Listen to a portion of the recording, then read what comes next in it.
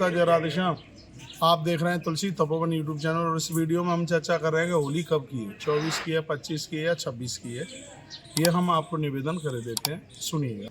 और यह सुनना बहुत ज़्यादा ज़रूरी है। बहुत लोग कंफ्यूज हो रहे हैं और वो यह सोच रहे हैं कि होली 25 तारीख को जलाई जाएगी रात्रि को, तो आपके हाथ से वो मौका निकल जाएगा, क्योंकि जलाने वाली होली 25 को नहीं है, क्योंकि 25 को दोपहर में ही पूर्णिमा पूरी हो जाएगी। तो मैं आपको कहूँगा, आप सत्यनारायण भगवान की कथा सुनते हैं तो उसके लिए पूर्णमासी 25 तारीख की है, लेकिन होली रात में जलती है, इसलिए 25 तारीख की रात्रि में पूर्णिमा नहीं है और वह है 24 तारीख। अब 24 तारीख को भी आपको होली जलानी कितने बजे है, तो सबसे पहले मैं आपको ये कह दूं कि उस दिन भद्रा है और भद्रा में ना तो कभी राखी बांधी जाती है और भद्रा में ना कभी होलिका दहन होता है।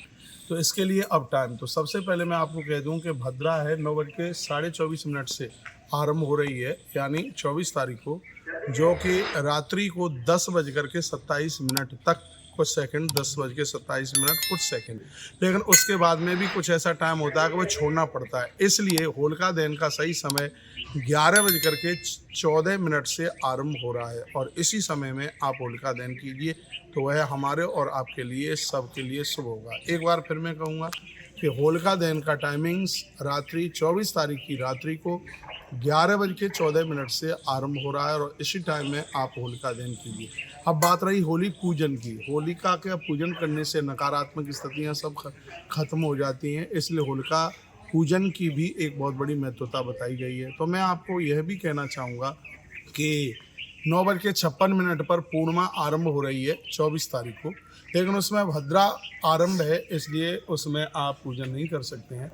इसलिए आप भद्रा आरंभ होवे उससे पहले ही 9:24 बाद में होवे, उससे पहले आप होलिका पूजन कर लीजिएगा। यूँ तो ज्योतिषी लोग 2 की भी बात कर रहे हैं, लेकिन तब तक आदमी भूखा नहीं रहता और होलिका पूजन में अपना भोजन होने से पहले ही उसका जो पूजन होता है तो वही होना चाहिए। तो इसलिए आप 9 बजे से पहले पूजन आप कर लें, या फिर रात्रि को होलिका दहन करने से पहले भी आप पूजन कर सकते हैं। लेकिन आप सुबह पूजा करोगे तो वह बहुत ज़्यादा बढ़िया है, दहन रात्रि को करें।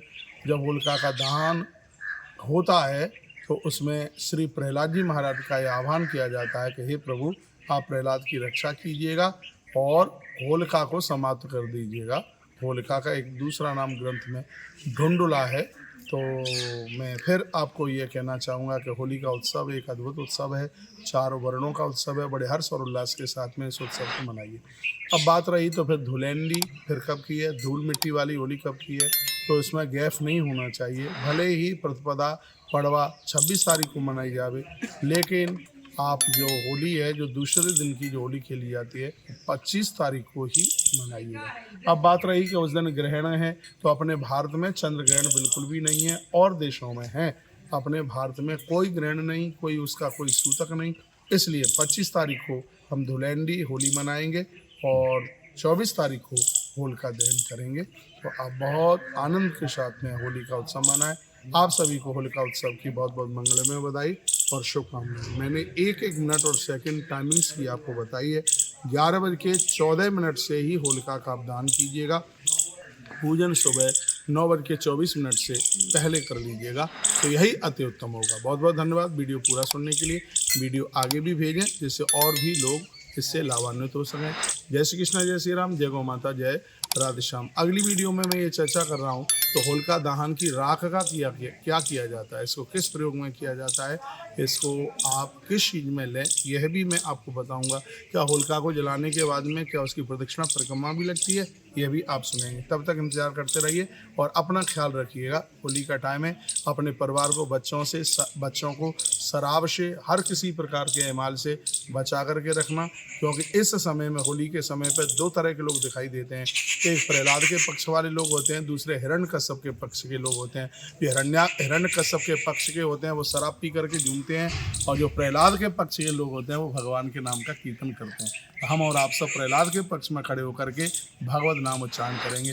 बहुत बहुत धन्यवाद आप सभी का, आपने वीडियो पूरा सुना है। इस समय हम नारा देवी के पावन मंदिर परिसर में खड़े हुए हैं, जो 84 कोश यात्रा में स्थान पड़ता है और बड़ा अद्भुत है। ये बड़ी सिद्ध पीठ है, सिद्ध जगह, और वहीं से वीडियो हम आपको भेज रहे हैं। धन्यवाद।